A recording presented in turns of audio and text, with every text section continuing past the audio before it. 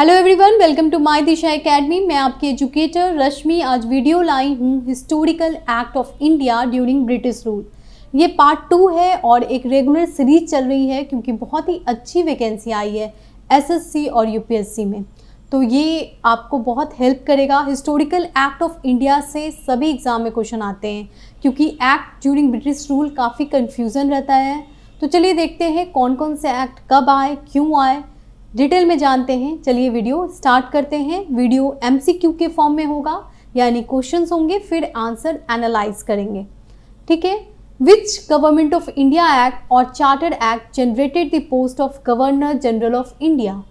Governor general of India का post जो है वो किस एक्ट के अंतर्गत स्टार्ट किया गया था इंडिया में, तो वो एक्ट है government of India act 1858, charter act 1833, charter act 1853, charter act 1813।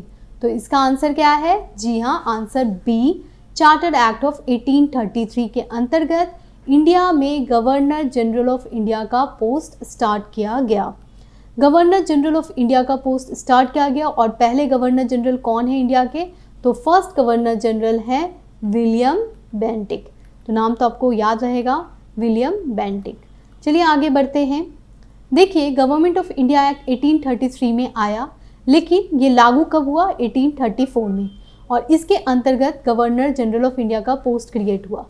अगर हम लोग आगे देखते हैं, यानी 1858 में क्या हुआ, तो 1858 में वॉइसरॉय एंड गवर्नर जनरल का पोस्ट क्रिएट किया गया था, ठीक है। पहले वॉइसरॉय कौन थे? कैनिंग, लॉर्ड कैनिंग, जो कि हैं विस्कॉन कैनिंग, वो पहले वॉइसरॉय थे। 1858 के बाद वो वॉइसरॉय बने। और पहले गवर्नर जनरल का नाम मैंने बता दिया है आपको, जल्दी से कमेंट बॉक्स में बताएं। Which of the following is not the provision of the government of India act 1858। Government of India act 1858 का कौन सा प्रोविजन नहीं है, ये बताएं। India was to be govern in the queen's name. B.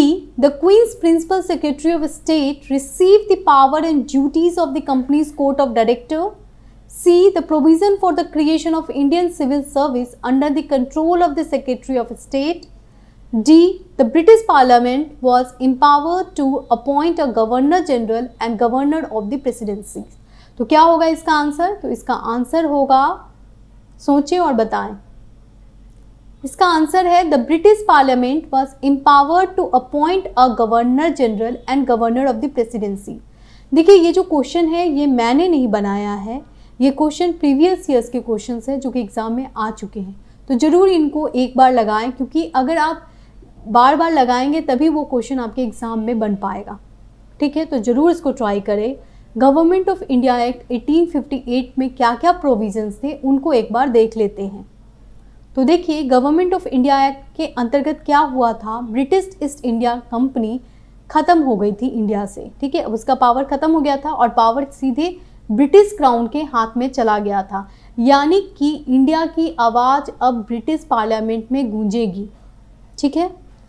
A secretary of state for India was appointed to look after the Indian administration, यानी कि secretary of state का अपॉइंटमेंट होता है, ठीक है, जो कि इंडियन एडमिनिस्ट्रेशन को देखेगा।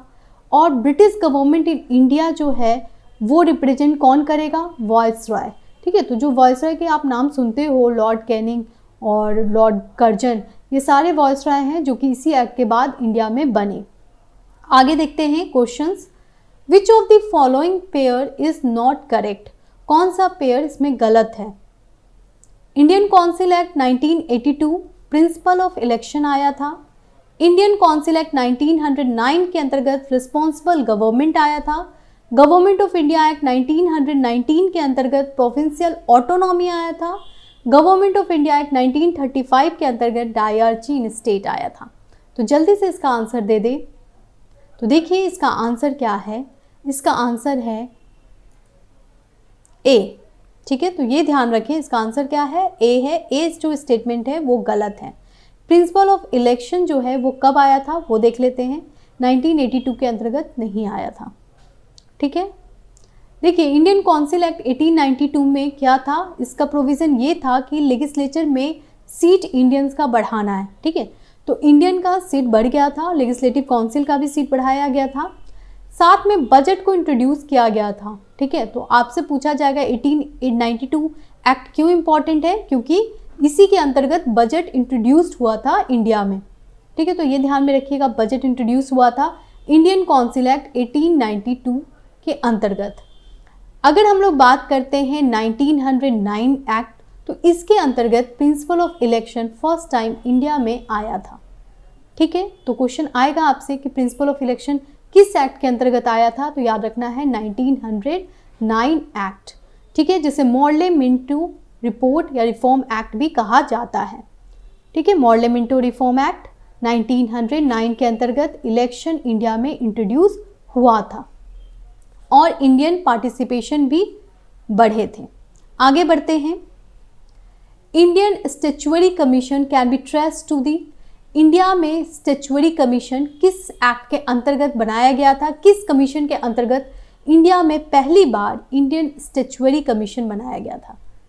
ठीक है, तो वो कौन सा है, ये प्रीवियस ईयर्स क्वेश्चन है इसलिए इम्पॉर्टेंट है। वो है साइमन कमीशन। जी हाँ, साइमन कमीशन तो आप जानते ही हैं, साइमन कमीशन काफ़ी इंपॉर्टेंट कमीशन है, तो answer is C, Simon commission. ठीक है, तो आंसर क्या है, साइमन कमीशन। साइमन कमीशन में क्या था थोड़ा देख लेते हैं और सारे कमीशन को भी जानते हैं।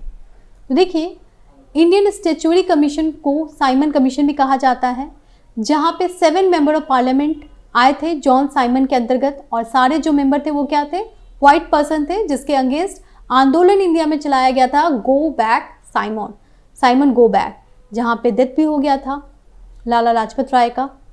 The commission arrived in India in 1928, time period याद रखें, एसएससी में ये क्वेश्चन आ चुका है, 1928 टाइम पीरियड पूछा गया था। ठीक है, तो 1928 में साइमन कमीशन इंडिया में आया था। और याद रखें उस टाइम ब्रिटेन में किसकी मतलब कौन सी पार्टी थी, तो एटली की सरकार थी। ठीक है,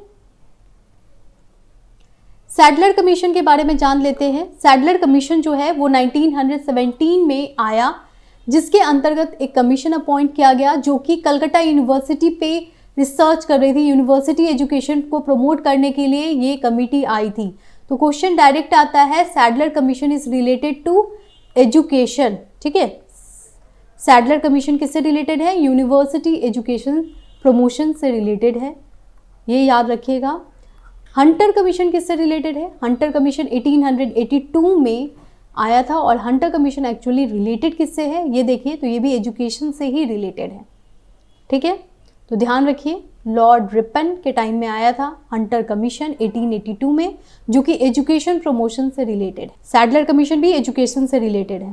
कैबिनेट मिशन, कैबिनेट मिशन को तो हम सभी जानते हैं 1946 में आया था, आज़ादी के लिए आया था, इंडिया में इंडिपेंडेंस देने के लिए आया था ये कमीशन, कैबिनेट मिशन, जो कि काफ़ी इंपॉर्टेंट है। ठीक है, 1946 में आया था। Thanks to watch the video till last. Video में कहीं डाउट हो तो ज़रूर पूछें। वीडियो अच्छा लगे तो लाइक करें, शेयर करें और माई दिशा एकेडमी को जल्द से जल्द ज्वाइन कर लें। Thank you.